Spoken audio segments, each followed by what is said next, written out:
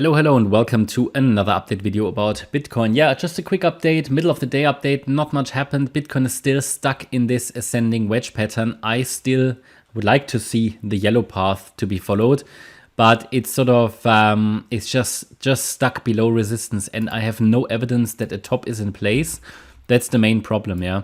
The move of the high looks rather corrective. That's the problem. So it could still continue higher, of course, but a sustained break above 27,480 will make this yellow wave 2 far less likely, okay? And it would cause a reinterpretation of the chart.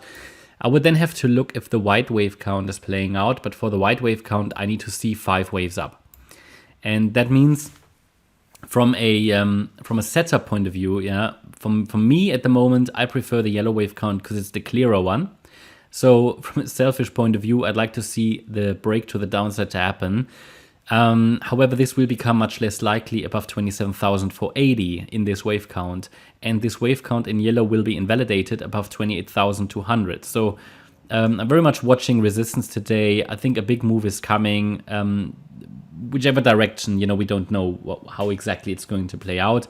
But what I can tell you, typically on days like these, the scenarios that would normally take days or sometimes even weeks to play out, sometimes they can play out in minutes, okay?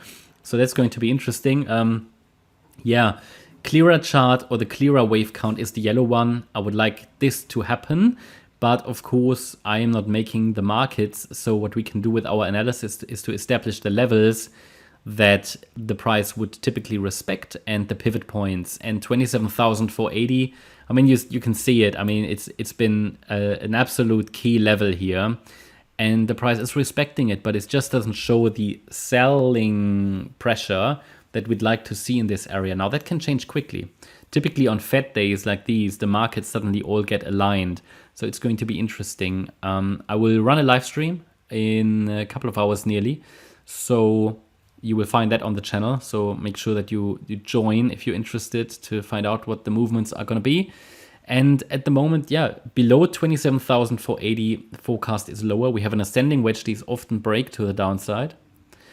To the upside, yeah, we've got that key level. A break above it will make the 27,480 will make the yellow count less likely. And we will get into a situation where there is pretty much similar probabilities between the yellow and the white wave count.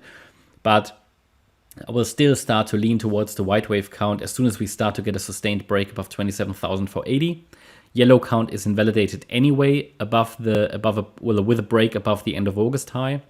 And as soon as I see 5 waves up here, then we will see the next decision point. We will come down and then we will watch the structure. If it's a 3-wave pullback, we've got a nice long trade setup because then we can call that a 1-2 setup.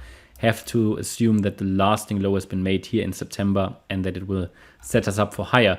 The resistance area I'm going to watch if we break above 27,480, and that's new on this chart, is here, 28,540, 29,325, and 30,440. They are the levels to watch for this white wave count.